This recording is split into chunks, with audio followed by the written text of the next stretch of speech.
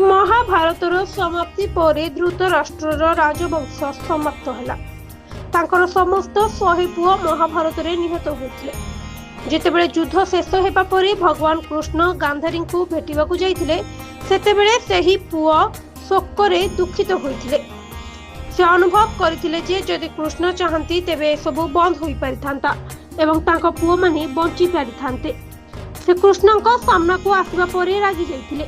से अभिशाप देइथिले जे जेपरी मो पुओ आउ नाहंती सेही भली तुम राजवंश मध्य विनष्ट हेबो।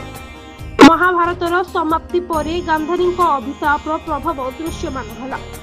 जदुवंशी निज मध्य युद्ध करबा आरंभ कले। सेमाने परस्पर को हत्या करबा आरंभ कले। भगवान कृष्ण को मध्य अभिशापर शिकार हेबाकू पड़िला।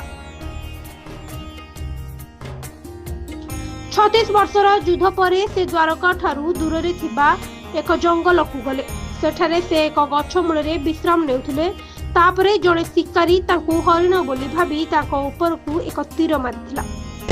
जंगल रे कृष्ण एकुटिया थिले। जेतेबेले शिकार सेठारे पहुंची कृष्ण को तीर द्वारा आघात करी अनुताप करबाकू लागिला। कृष्ण कहिले जे एथिरे आपणकर दोष नाही। त्रेतया जुगरे मु राम थिले एवं तुमे बळिथिलो। मो हेतु तमर मृत्यु होइथिला, सेथिपाई तुमे मते तीर द्वारा हत्या करिवो। एहा कही कृष्ण निज जीवन त्याग कले।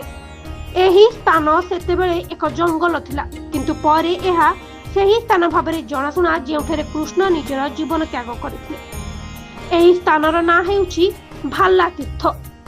एही स्थान गुजरातर पश्चिम उपकूल रे थिबा सौराष्ट्रर भोराभाल अंचल रे अछि।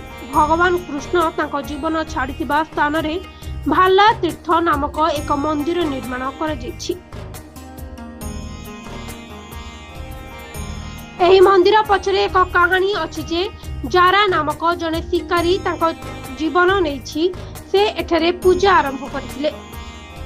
परे एठारे एक मंदिर निर्माण करा जायतिला। भाला तीर्थ सोमनाथ मंदिर निकटरे अवस्थित। साधारणतः जो माने सोमनाथ मंदिर को आसंती से माने एही स्थान देखिबा को आसंती। जदिओ सेठारे भीड़ कम थाए, मंदिर निकटरे थिबा बोर्ड कहिछि जे एहा हेउछि कृष्णकर मृत्यु स्थान।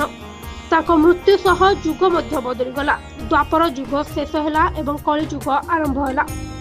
ताको मृत्यु दिन ख्रीष्टपूर्व 17 फेब्रुआरी 3102 बोली कुहा जाउछि।